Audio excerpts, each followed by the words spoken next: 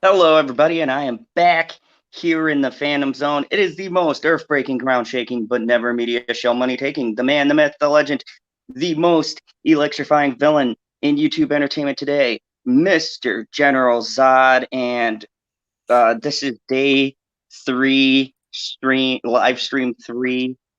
Oh man, it's been a crazy weekend, but I had to cap things off with our favorite Australian uh, Mr. Stevie J back from the abduction. I had to fly to Australia and wrestle him away from some dingoes, but it's good to have you. Well, thanks for having me back, mate. Appreciate it. Yes, I was a little bit tied up last week, but all good. Back this week, so yeah, looking forward to it, mate. Looking forward to it. And today is an interesting topic because I figured today we would do something a little bit broader.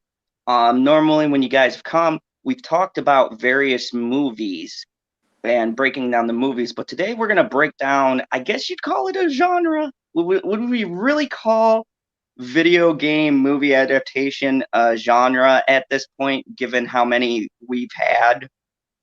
I don't know if it's a genre. I'm not sure, but certainly with a lot of them, you could classify it or group it as a pile of crap for a lot of them. Which is why I wanted to bring this up because today is going to be more of a broad genre. I'm going to call it genre topic where we're going to talk about video game movie adaptations and why some succeed and why most of them grossly fail.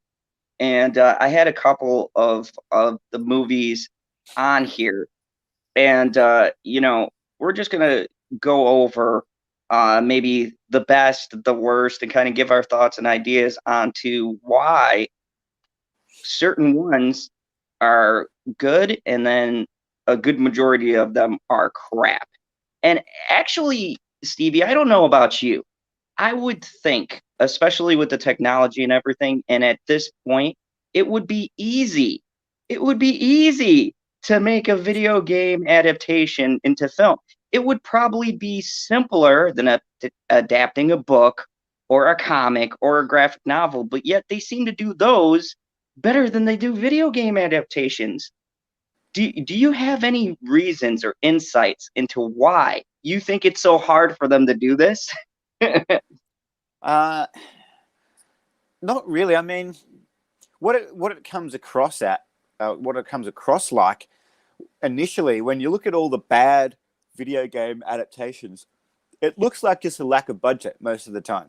Because yeah, they all all the bad ones seem to come across super cheesy and just lacking any real depth in the story, any real um, you know polish to the product. So budget for me is what it feels like. But you know, it is interesting because you have all of these great stories for the most part that have a really interesting, central plot and would seemingly be easy to make a popular and entertaining movie. But they seem to just not be able to do it because, well, there's probably a couple that are okay, but really for the most part they are very cheesy and not very good. I mean, for me, probably some of the more entertaining ones have been in terms of movies. I guess Max Payne was pretty good.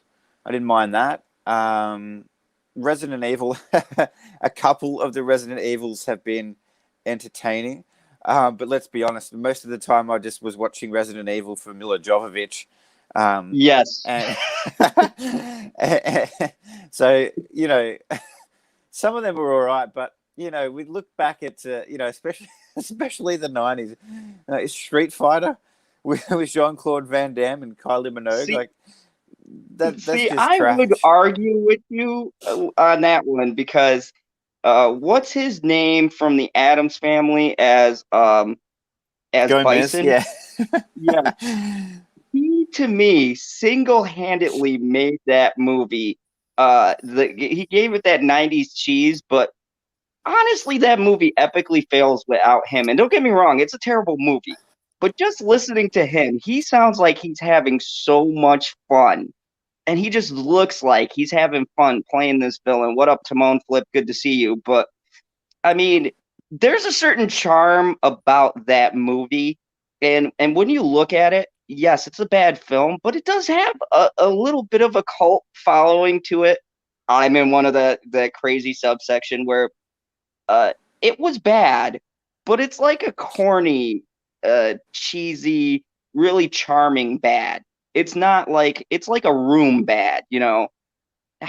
It's you could watch it and go, God, this is so terrible. You probably laugh at the parts that shouldn't be laughed at. And y- you know, when you look at that and then the Legend of Chung Li, where you had an actor who should have been a good Bison, but then I keep on thinking about the '90s Street Fighter Bison, and I'm just Yeah. like, wow, Raul really did a better job. And yeah, Timon, that was the sad thing too. Just think about that. That was his last film. His last film was Street Fighter. Just think about. Oh man, that's terrible. What a legacy.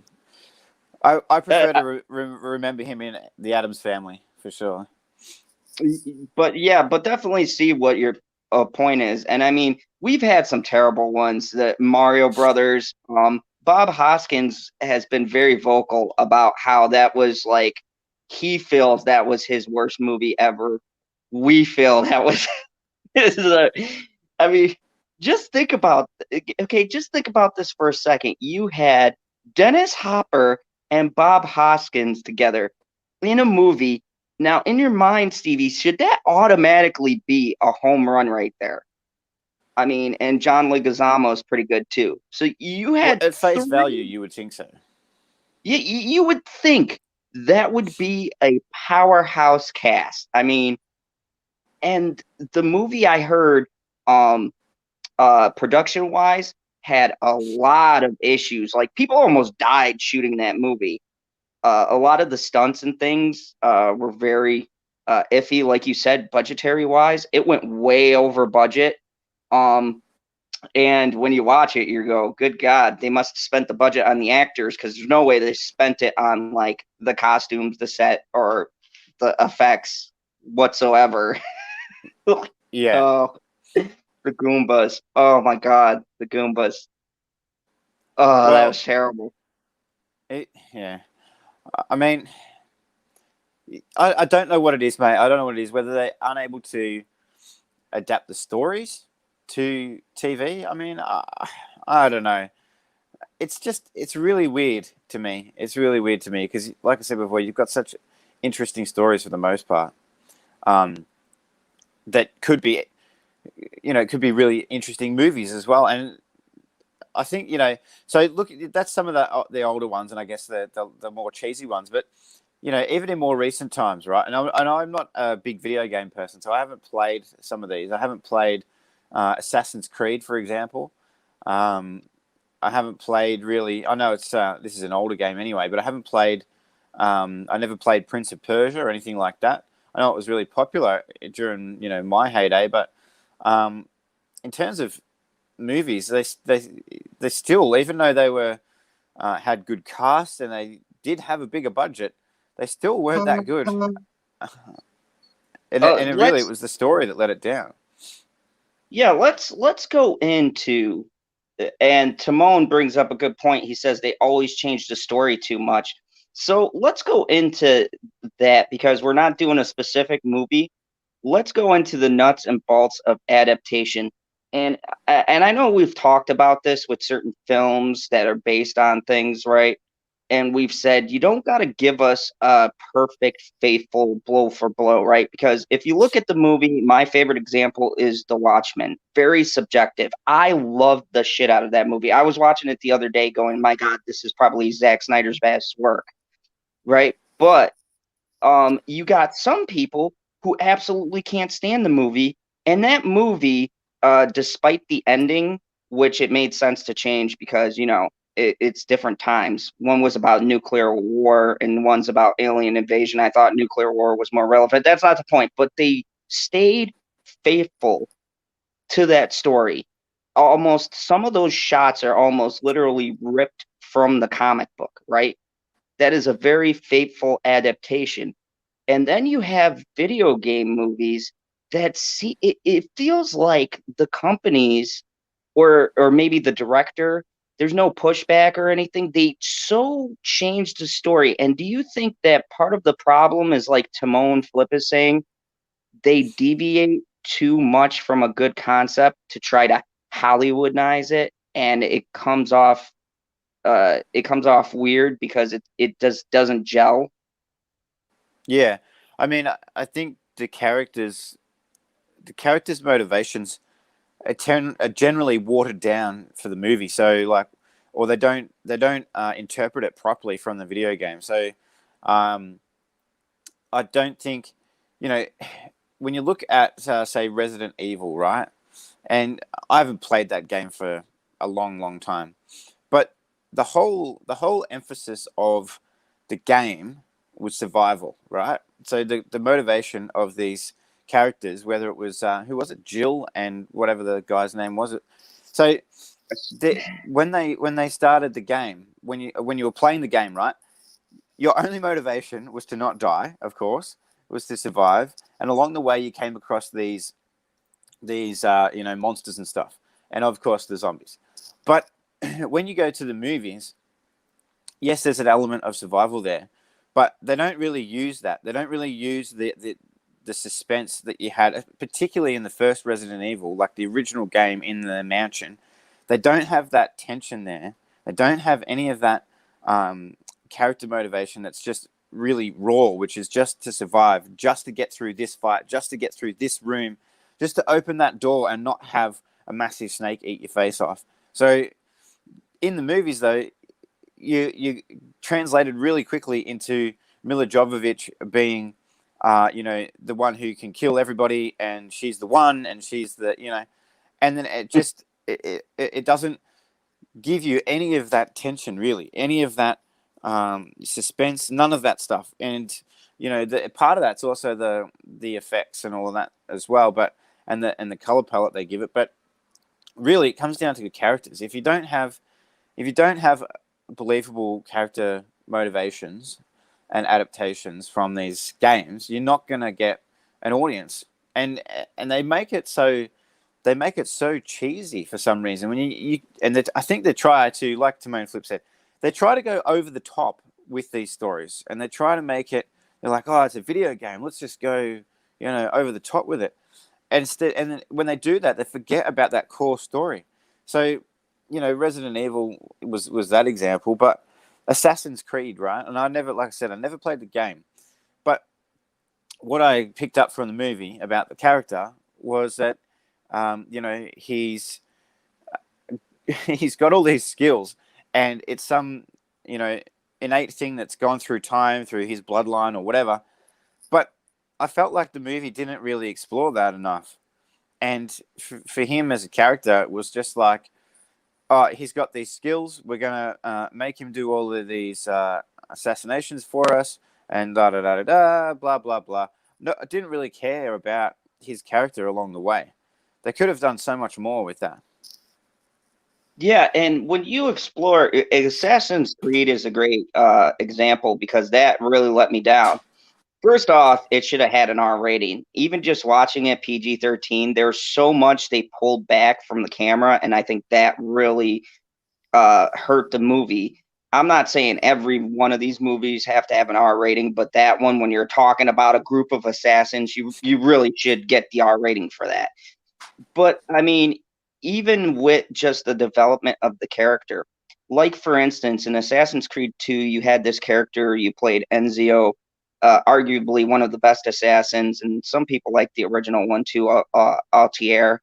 But the like I'm into the lore and the myth, right? And it's a deep, rich mythology. I mean, the concept of the game is that you are in modern times, you're accessing the memories of previous assassins within your bloodline. So any one of us could have inherent memories of our ancestors going all the way back to, like, the 19th century. and we all genetically inherit certain portions of memory. And that shit is intriguing, right? And for Michael Fassbender's character, he's supposed to represent that main character, and they could have done more with showing, like for instance, the Templars betray Altair, and this person who's like a father figure betrays him, and that's his motivation for assassinating these Templars because they steal a holy relic, which is supposed to be this like apple Eden. It gives you immortality, basically, and it shows man's greed in that he worked for these people for so long and they betrayed him and thought they killed him. That's shtick. And he lived and started hunting them down to find this and get this back. And he had to kill the head of his order at the end of the game. And instead of going with that very simple core story and expanding on it, they went in a completely different direction and they only kept enough of it, the bloodline, the remembering everything, but they cut out a lot of stuff that could have made his character engaging. And that was the point of the thing. And I think that's where they fail with these is they changed the character and their motivations. Like with Resident Evil, the most simplistic motivation for anyone is survival. Every one of us can understand that. Every one of us can relate to that. Part of the thrill of a Resident Evil game, part of the scariness of it was being in that room, or you know what I mean, Stevie, playing that game at like 9 o'clock at night, and you get into that one room, and then it's a cutscene, and a creature jumps out at you, and you're like, "Oh, I gotta put this shit down and come back to it," right? Yeah, Yeah. I did Well, that so many times. And yeah. Well, I here's the, remember when I was a kid. Oh, sorry. Go. Keep going. no, go ahead. What were you saying? Oh, I was just gonna say when I was a teenager and I was playing Resident Evil, I remember being up, trying to pass a certain part of it at like 2 in the morning. And yeah, I remember getting the crap scared out of me because you finally, get through that door or whatever, and then yeah, there's something behind there that's like eating your face off, a snake, a big monster, something. Anyway, it's just super super creepy. So, um, but I didn't get any of that feeling in the movies. And that's what I think they took away from those movies. Those movies weren't as bad as some of the ones we've mentioned, but they lacked that, like you said, the color palette and everything. They lacked putting us into a state of tension. Like, you know, I feel like if we had James Wan doing those movies, you would have seen something different because that's one thing that I really think James Wan is quite possibly one of this generation's most brilliant horror directors to come along in years. And the reason why James Wan's movies work so well is because he understands that tension that you have to build for an audience. And I think that they made the very foolish maneuver of not making it more suspenseful. You know what I mean?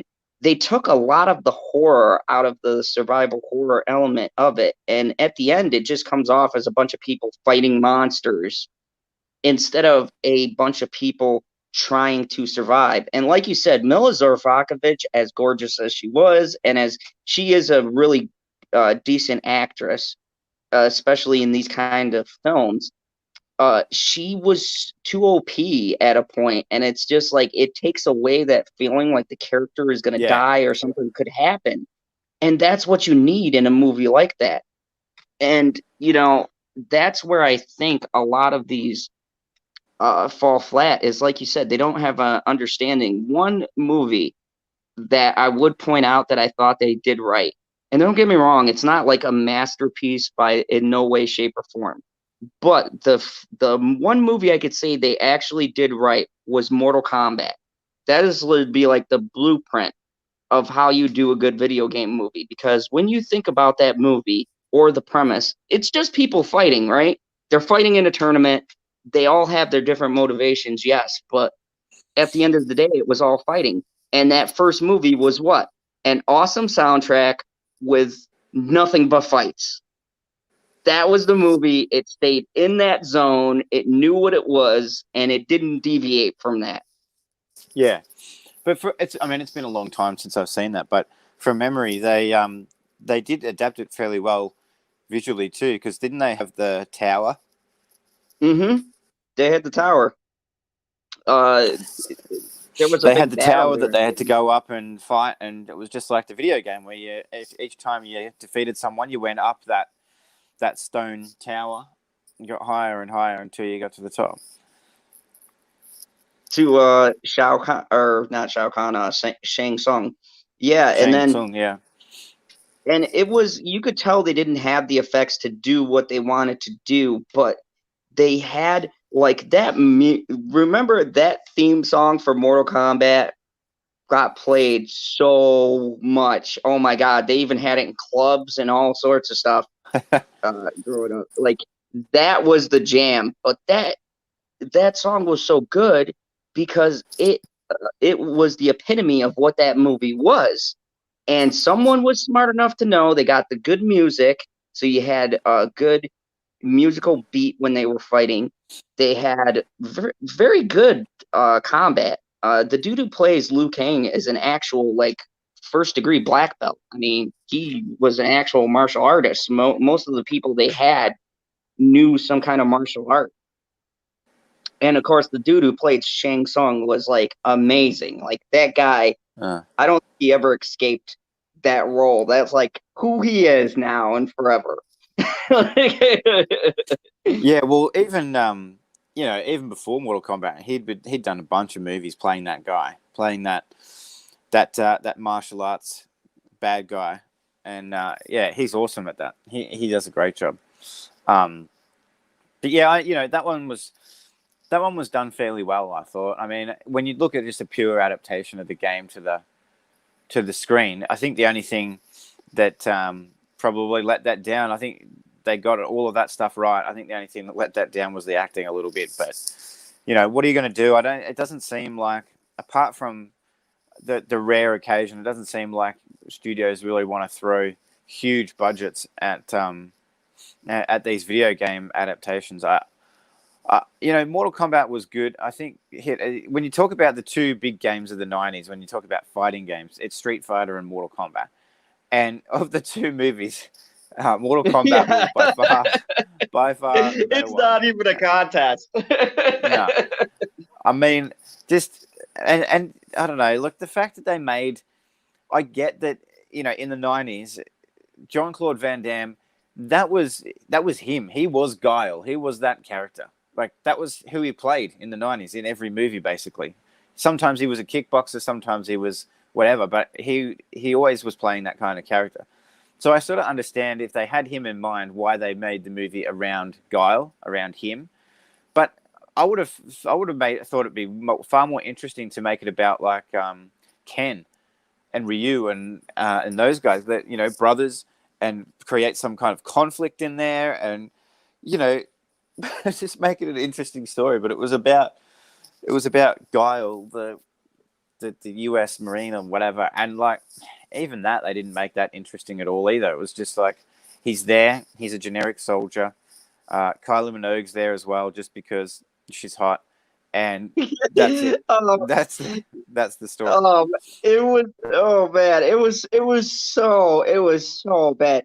And dude, the dialogue. Oh God, the Oh, dialogue. oh Oh, god, yeah, yep. like I was just like when they were like talking and stuff. I'm just like, no one talks like that. Like, no one says this stuff where he just like looks at what's her name and he's like, it figures a hot chick like you has an attitude like that. I'm like, look, I'm not with the whole sexist talk. Well, even there's a point where I was like, what? Yeah, I'm it's like, not it's not the fact that it's sexist that annoys you. It's the fact that it's not reality. No one talks like that. No one says it's that. like they made the hot cat cop guy, and I'll admit, he's purposely that model, who's a cop, and no cop looks that good. Go look at your local station, whatever. But anyways, they made him that like, good looking, arrogant guy who's gonna get the hot chick at the end of the film. And every '90s film fell into that trap. So you had the '90s trappings in this movie, and then you at the premise. It's just like, none of this is working. Nothing is working in this movie. Like, uh, you know, and then oh my God, that last shot where they try to do the Street Fighter, like the Bandai shot. I was like, oh my God, it was terrible. And I think Stevie might have been eaten by the Dangos. Well, there he goes. But yeah, none of it worked. It was amazingly bad. Sorry, man, had a bit of a technical glitch there. Um, yeah, it's just so laughable. But the thing that was really disappointing as well was like, you know, I actually played Mortal Kombat and Street Fighter pretty hardcore with my brothers when I was, young in the 90s. And so when these movies came out, when Street Fighter came out, I was like, oh, this is going to be sick. I can't, this is going to be awesome. A movie about some of the, like one of my favorite video games is going to be cool.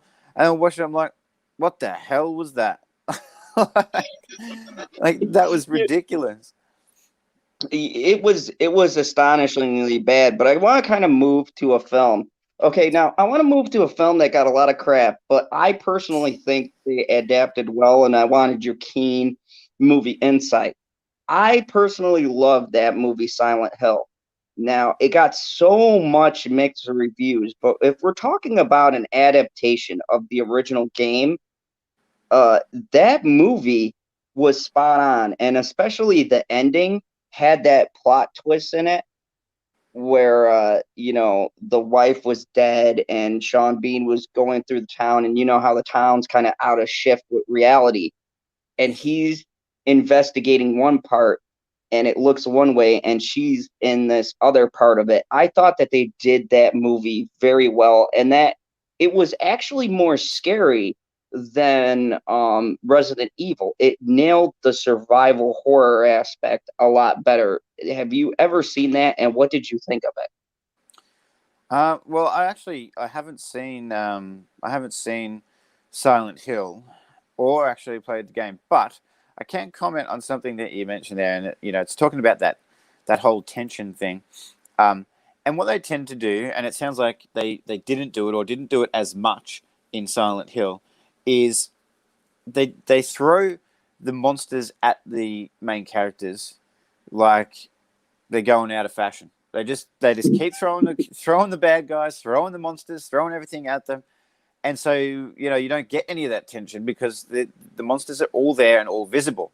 But something that and you, especially with something like Silent Hill, when you're going into like that sort of horror genre, something that's far more scary and horror is what can't be seen, not what can. So they really miss the mark a lot with those movies. Like Resident Evil is very much like that. It's not about what is unseen that's scary. It's all just right in front of you. So where they do it well, they have the characters going through whatever the world is. Hopefully they've built the world well, but they're going through the world, and we know as an audience there's something bad out there, something really, really bad out there that's really evil and deadly and all of this stuff. Um, but we don't know where it is, and the character in the movie doesn't know where it is either. When I say it could be a group of things or whatever, but it's it's not visible. We can see it in the background here or there, or we get a glimpse of it, or something like that, or we see it just do one really, really terrible thing. Like I'm going to switch gears for 1 second. Just a quick aside to talk about my point here. So think about Predator, right?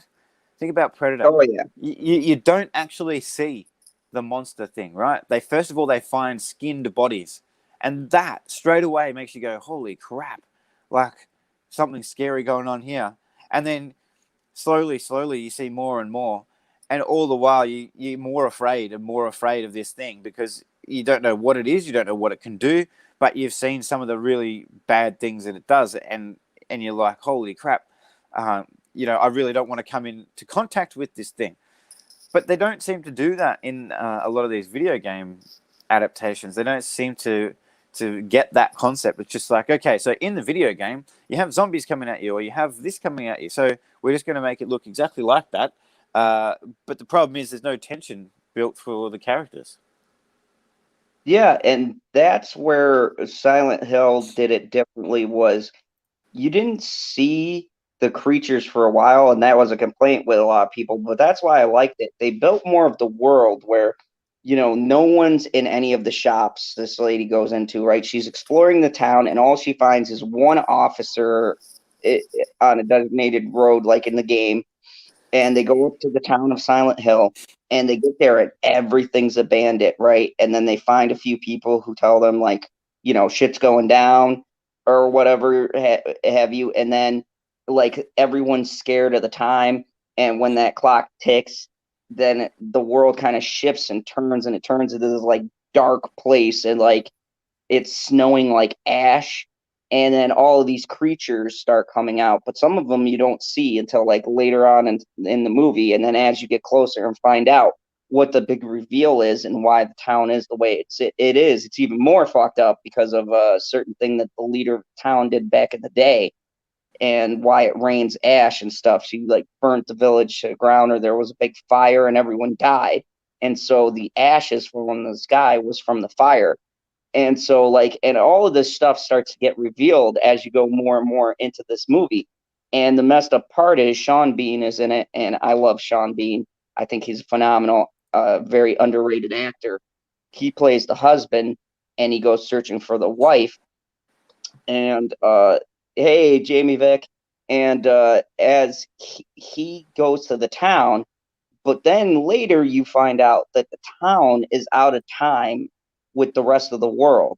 So she entered in one way, some kind of entrance, and they're in different like time shifts. So he's retracing the steps, and you see her in the same exact place where he is, but they can't see each other because they're in different times, and it makes it heartbreaking because like your main protagonist is like right there and he doesn't even know it because they're in different time periods or whatever. Yeah, and yeah. and I thought, I was like, wow, they really had the balls to commit to the concept, because you will get moviegoers who would be like, they don't want to kind of dig deeper into how like really good of a concept that is, like, and it added a lot of gravity and stuff to that situation. So I thought it was like a really underrated, really good video game adaptation, because while they didn't adapt everything faithfully, the way they chose to do it still stuck to the core, and they didn't throw all of these creatures at you at once. You need to get through at least half the film before you actually see what the monsters look like. So, Yeah, I well, mean, that's what I was sort of talking about, and I like that a lot better. So I might even actually go watch that. But yeah, yeah, check it out. I do like that a lot better for sure. Yeah, it's definitely underrated. So let's kind of switch gears now and talk about new video game movies, because I wanted to troll PB. PB loves Detective Pikachu. I know a lot of people did. I kind of have my own feelings. Did you ever see this, and what did you think of this movie? And then we can kind of talk about what works and what doesn't. Well, I didn't see it, which is strange, given that I've got the three little dingoes who've seen it a couple of times. But you know, they liked it, but I'm not. I've never gotten into Pokemon ever in my life, and I don't understand Pokemon at all. I don't. You got I to do catch not. them all, man. Well, I know that part, and I know people died playing Pokemon Go trying to find things or whatever because they were looking at their phones and walked into traffic. I know that, but I don't know much about the actual show or game or anything. So basically, the general concept is that this doctored guy goes missing, and he has our famous Pikachu. And for some strange reason, because I don't want to give too much away in case you haven't seen it, uh, but basically Pikachu gets the ability to talk and is voiced by Ryan Reynolds. And Okay. yeah, it's Ryan Reynolds as Pikachu, basically, snarky comments and things like that. And that element works. Where it fails is you pointed out your kids like it, and you could tell very much that this movie is geared a lot towards the kids. And where it kind of lost it for me is that you get to a certain point in the movie, I want to say about the end, where it kind of devolves into going very heavily towards that child audience. Like in the beginning, it's Ryan Reynolds being Pikachu. So there's a lot of stuff and jokes that he says in there where I was like, oh, okay. We're doing more of an adult kind of thing, right? Because he's Ryan Reynolds. I mean, not Deadpool Ryan Reynolds, but a PG-13 Ryan Reynolds. You Yeah. know, and so I'm like, oh, okay. And then there comes a point where I feel like the studio is like, wait, we're marketing this towards kids. And for me, the biggest problem for me in this film is the end of the movie goes so off the realms. And I know I've had this discussion with tons of other people, and they're like, "Oh, it's a Pokemon movie, blah blah blah." But I still feel like a movie is a movie, and if you're following one plot beat, the way it jumps is really jarring. And maybe it's just because we do this and we critique, and I can't shut off that part of my brain. But it really bugged me because I felt like it had a great concept. It's pretty good most of the way through the movie, but there's a lot of aspects of the movie where it just kind of gets really goofy and very nonsensical. Yeah. Okay. Yeah. And I feel like that's where this kind of loses its charm. And I know you've seen Sonic, right? Oh yeah. Yeah. Yeah. It's on it. I feel like Sonic had that same exact problem. Like everyone praised Jim Carrey. Personally, I'll tell you the truth. I didn't like Jim Carrey for the first half of the film. He did funny things and he was 90s Jim Carrey, but I did not like it until he became Dr. Robotnik because he's supposed to be Dr. Robotnik. And it really kind of, I guess I had this image from the game built up, and yeah, that kind of didn't work for me. I Yeah. mean, Well, there was two people that were my least favorite in the film, and that was uh, Cyclops' girlfriend, so Donut Lord's girlfriend, and um, and Jim Carrey. I just he was underutilized to me. Like he's a very skillful actor, of course, and he can do all of the over the top facial expressions. He can do all of that stuff, but to me, I felt like he was just not that character. And it was kind of funny at the end when he was fat. Like that was funny, but I you know, Sonic was actually done really well, and I'm so glad that Jeff Fowler fixed up the CGI. But the rest of Sonic, other than the girlfriend who was completely useless to me, and um, Doctor Robotnik, I thought the rest of it was actually pretty good. Like Sonic was funny, and the relationship that James Marsden and him had was you know, pretty believable and pretty funny as well. And they set up the motivations reasonably well as well. Where Sonic, you know, he's really fast, but he's really lonely as well. And I think that's the core of the story, really. At the end of the day, it was all about him and trying to find someone to be friends with. I think for me, that was the one thing.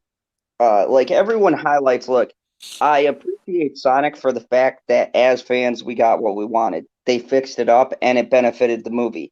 But I think for me, the things that really hold that movie together, and remember, it was all shot and everything else. They just had to fix up the CGI.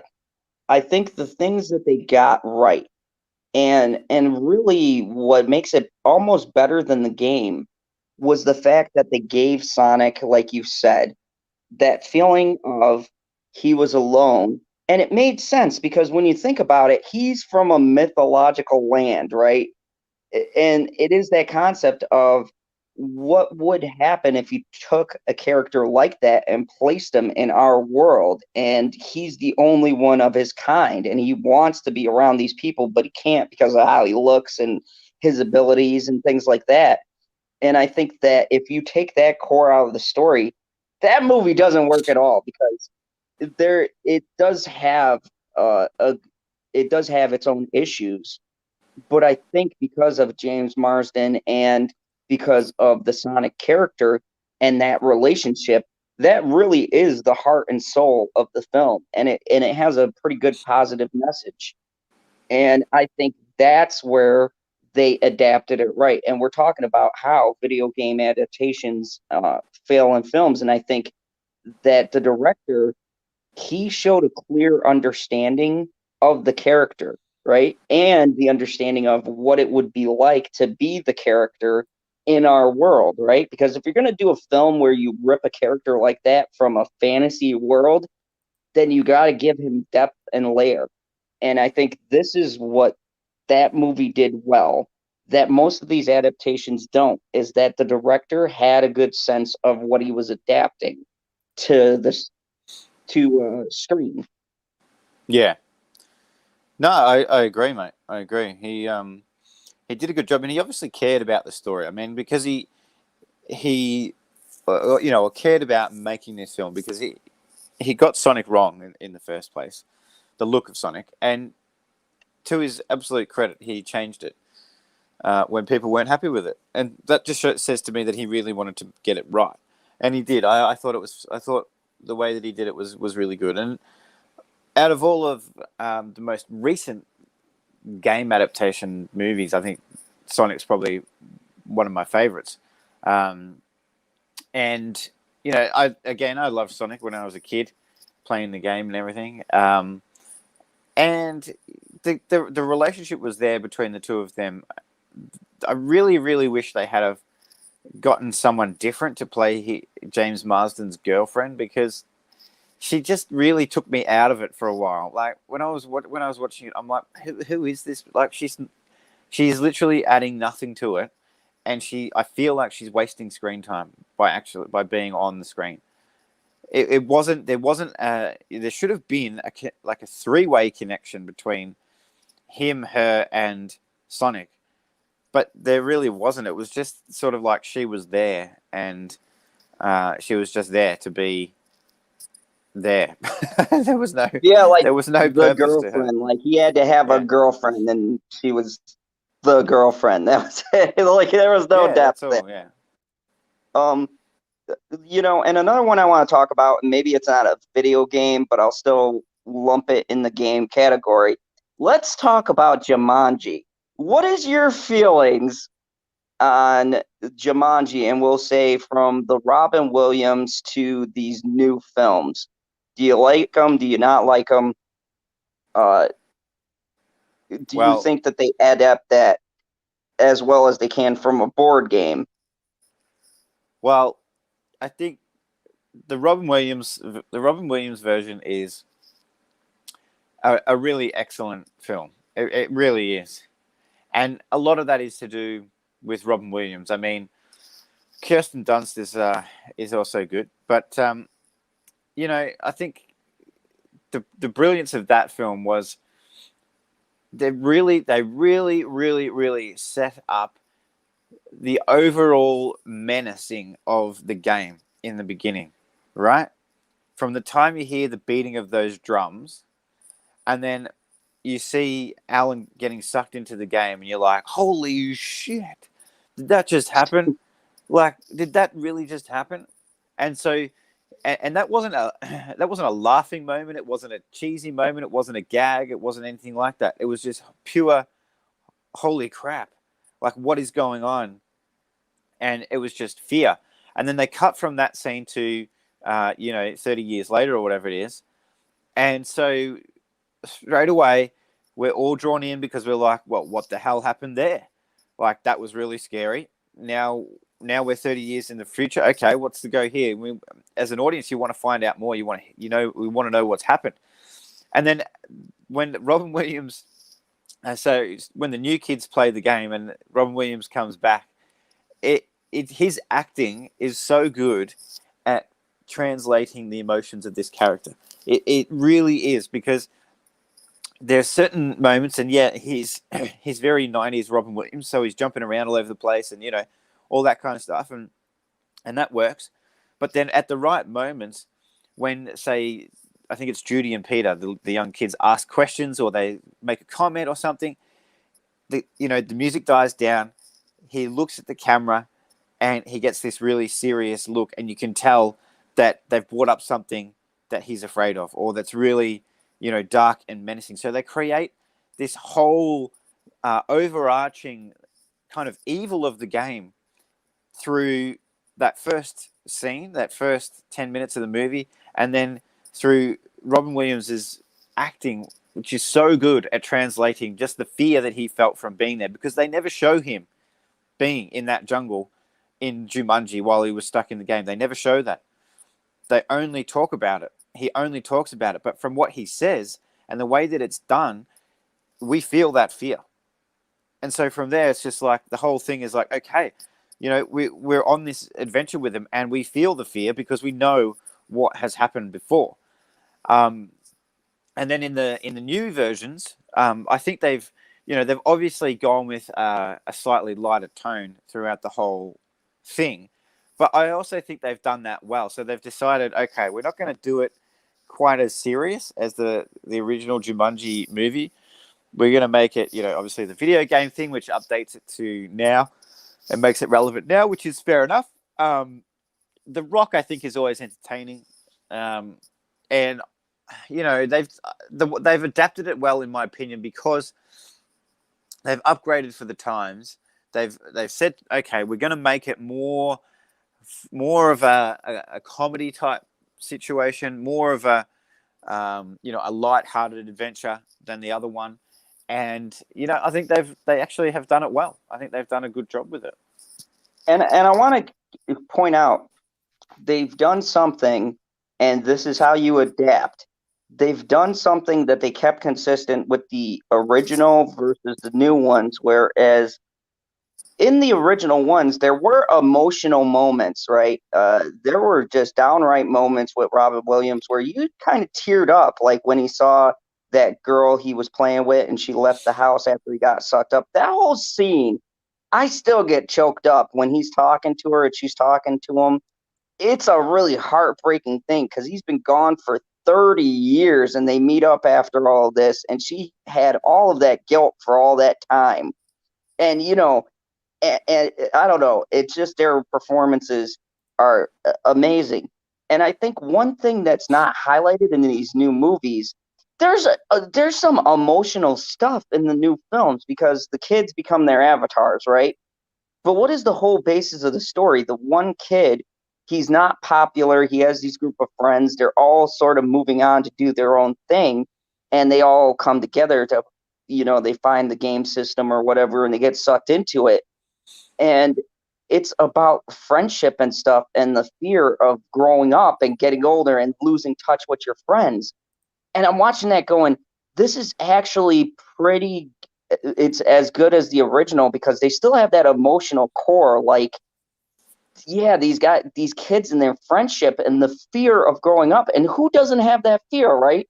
We all do, that fear of things change when you get older and the world sucks and you have to work or do college or whatever else. And for a time, you have these group of people and you don't know if you'll be friends when you get older. You don't know what's going to happen to each other. And you have a fear of becoming an adult.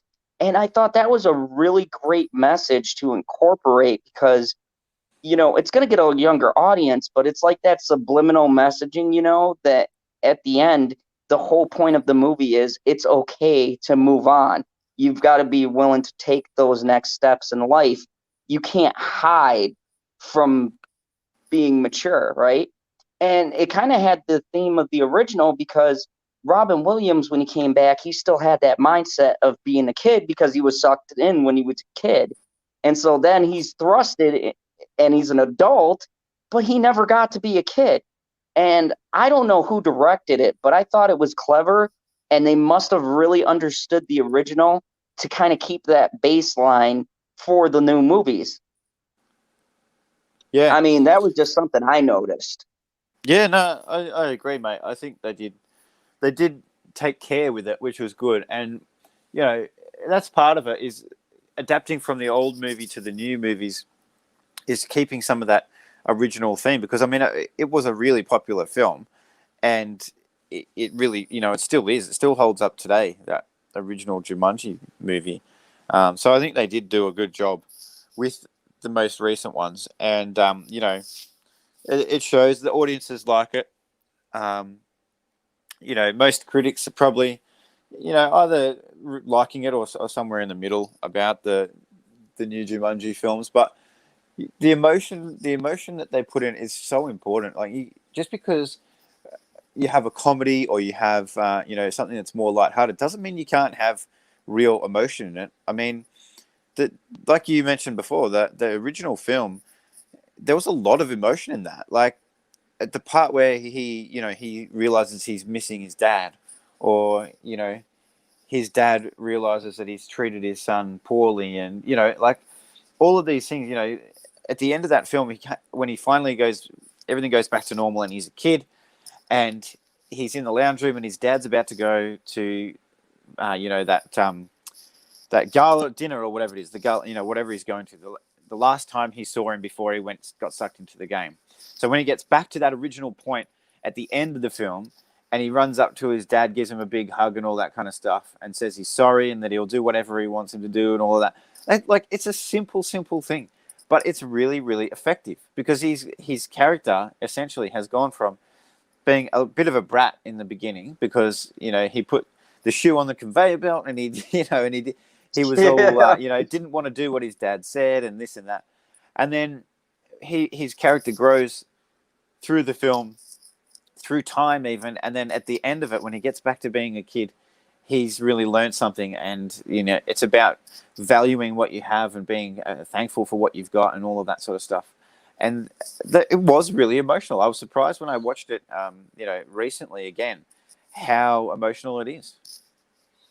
Yeah, and it's the same thing too. Even the new Jumanji, I know critically it was kind of in the middle, but the one thing that I appreciate, and once again, going with that emotional overtone, the relationship between Danny DeVito and Danny Glover, where they were both old and they hadn't talked to each other because they got into a fight about their business, and then they go through this adventure and they finds out at the end and that he came to talk to him because he's dying.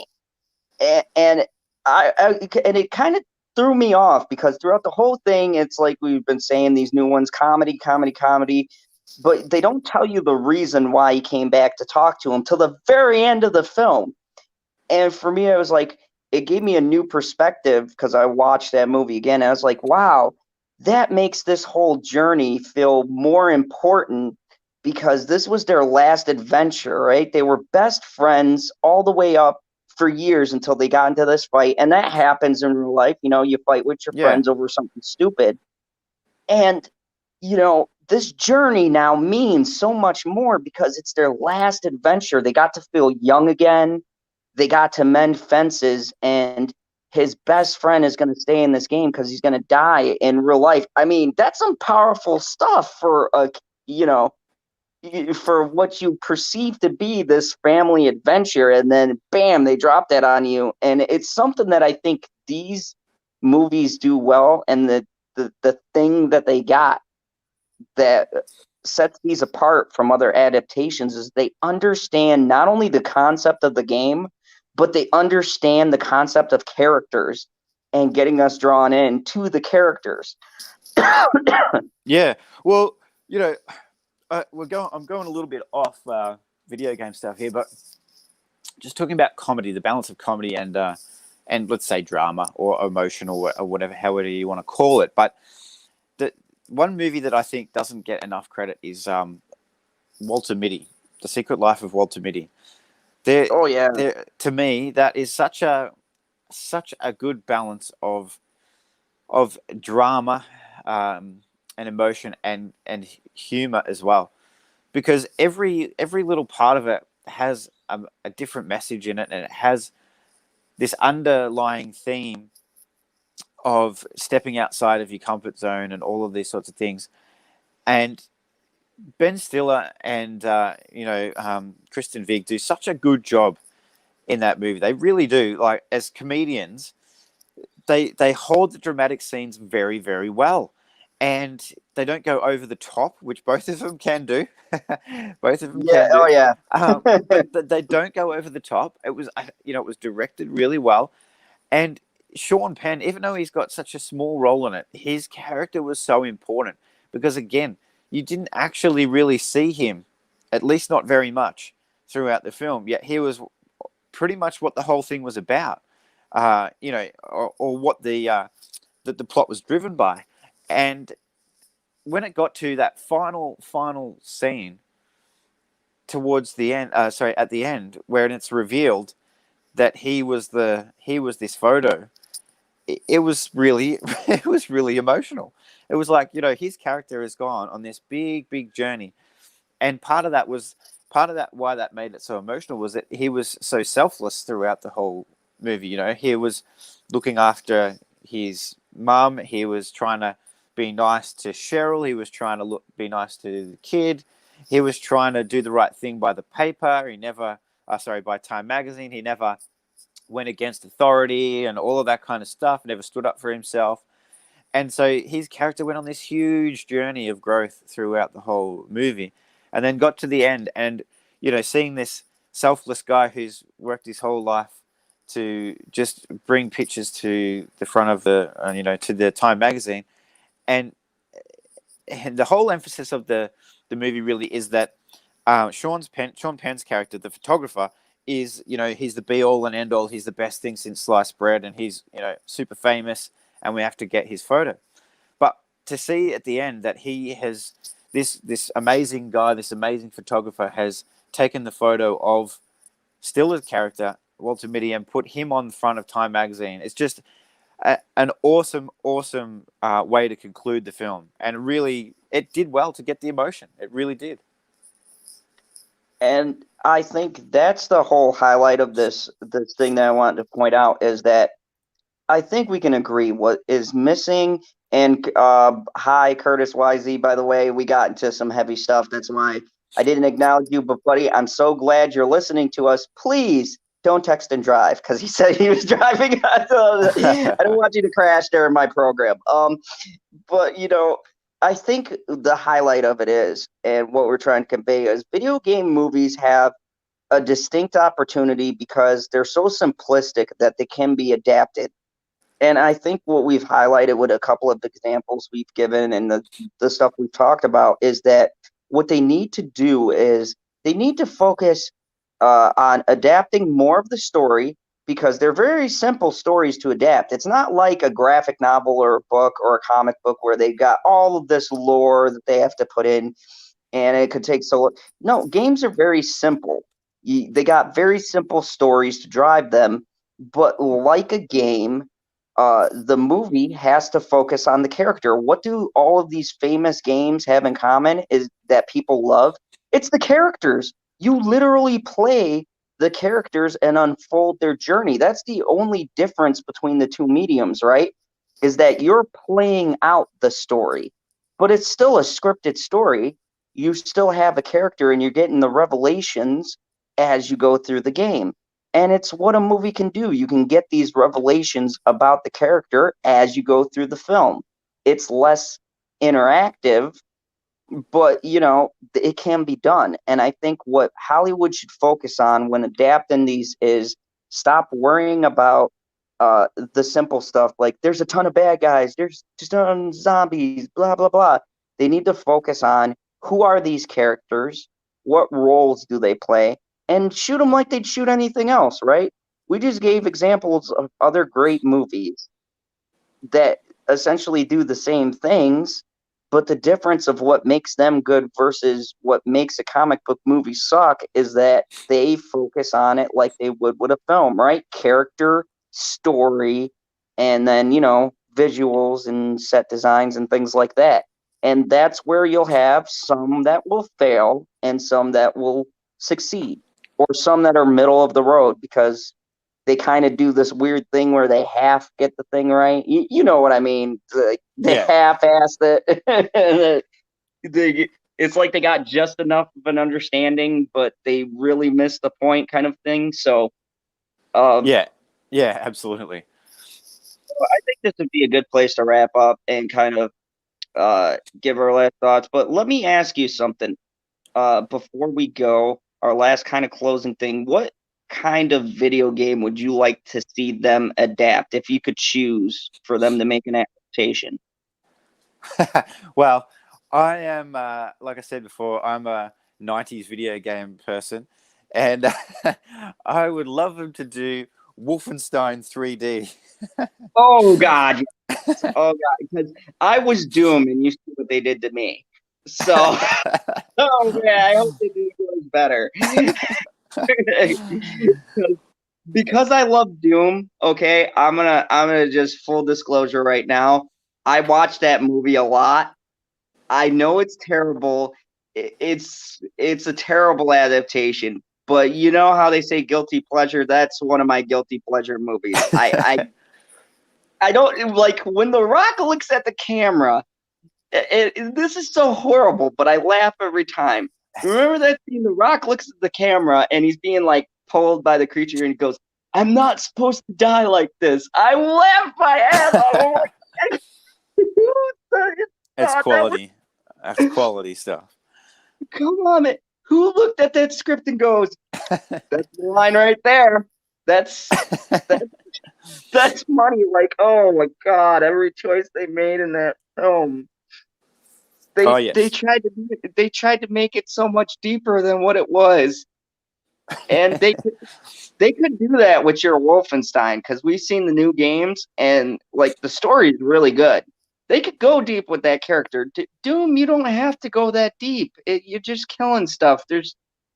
It's not. They went to like Eden and these things were supposed to be the first man. I'm like, what is going on right now? I just want to see shit getting blown up. I don't need a deeper. You had four Marines and Carl Urban. You didn't need anything else. That movie should have sold itself. You had The Rock and Carl Urban in an action film. That should have been a blockbuster, man. What happened? They wrote a script. That's what happened. Anyways, I think that's a great point to end. Stevie, what do you got coming out for us? Hopefully, it's better than the video game adaptation. Yeah. Well, my channel's. I've basically changed my whole channel now. I'm not really. I'm not really doing movies so much anymore. I'll do some time to time, but I'm more talking about what's going on in the world. So I actually don't know.